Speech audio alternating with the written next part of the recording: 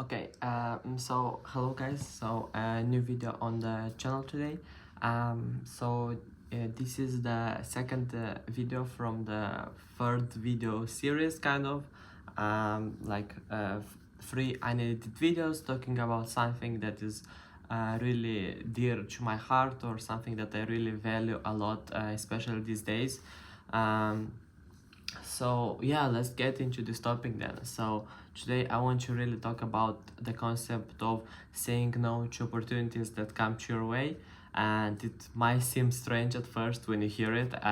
Some people really become maybe a little aggressive, or they look at you with kind of different eyes, and they don't really understand you, like what you want to say, or what do you really mean by that.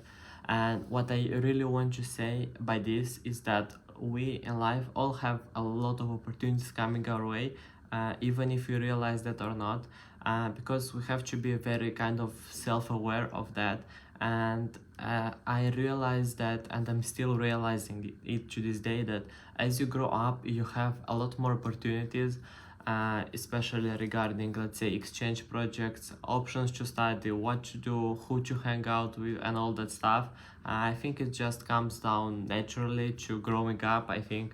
Um, but anyway, there are like different phases of going out a lot, phasing of solitude. For example, for me right now, I really needed some alone time, around I think 2 hours, to just be by myself, work on some projects, like for example filming this video. But that's like a topic for another time. So what I really mean by that is that because you have so many opportunities, you like your subconscious just want to say yes, because maybe you haven't been given so many opportunities when you are little, or you just see this thing that you have right now as something that could change your life. But you don't always, I mean, most of us never really factor in the other things that come into that. um, Things that are not really expected from pursuing a project. Maybe you would need to be in touch with some of the people for another like follow-up activity of that project. Maybe it might not seem obvious at first, but maybe it could rob you for like a month or something from your life. So it's really important to analyze each and every project, because right now I know I'm in a position kind of where I can be really picky with my projects and opportunities that I choose to pursue. And I know that that may sound kind of like bragging, or that like life is really good, and like it would be nice if everyone could have this, but I mean, not everyone has this opportunity, and I'm aware of that, and I'm really grateful for that. It's just that I went into a point where I was like pursuing too much, implicating myself too much. And for me as an introvert, it's really hard to especially go to different exchange projects or international projects where you require to meet a lot of new people, speak up about yourself.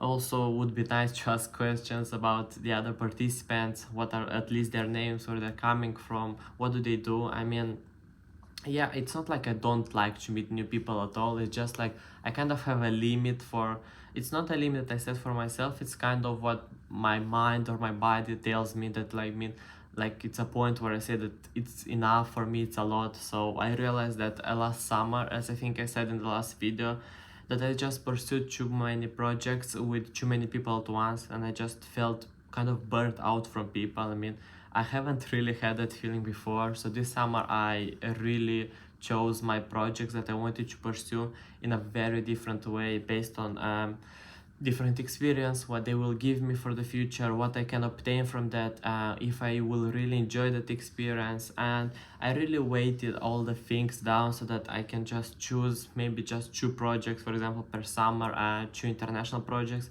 but really enjoy them a lot. And although they may be shorter than, for example, the other projects that I might have pursued otherwise, I don't know, going to some camps in Moldova, or just pursuing other international projects, for me it was also really important saying no, because it kind of feels liberating in a sense of way.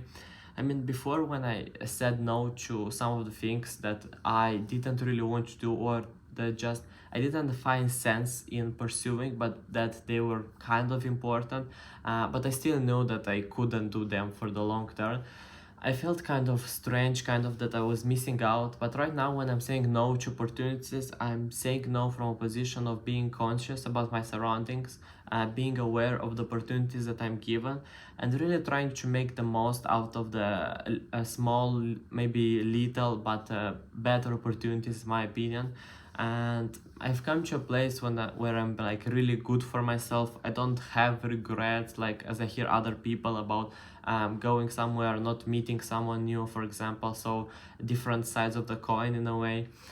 And although, for example, today I had to like talk to new people kind of most of the day, my like energy level or my people radar level, as sometimes I like to say, it really went down. So for me as an introvert, it was really important to have some time of the day just for myself.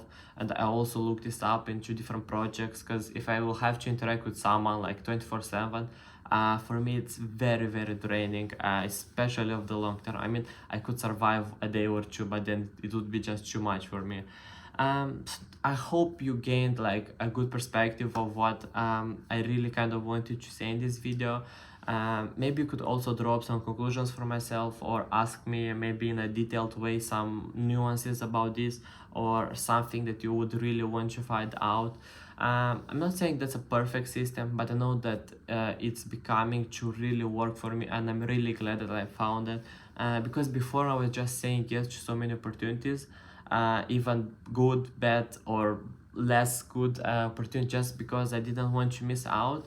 But I realized that as I grow older, the point is not for me to miss out on something specifically, but just for me to enjoy the journey and not feel stressed about, for example, last summer, at the end of summer, I was just kind of dreading going to another summer camp.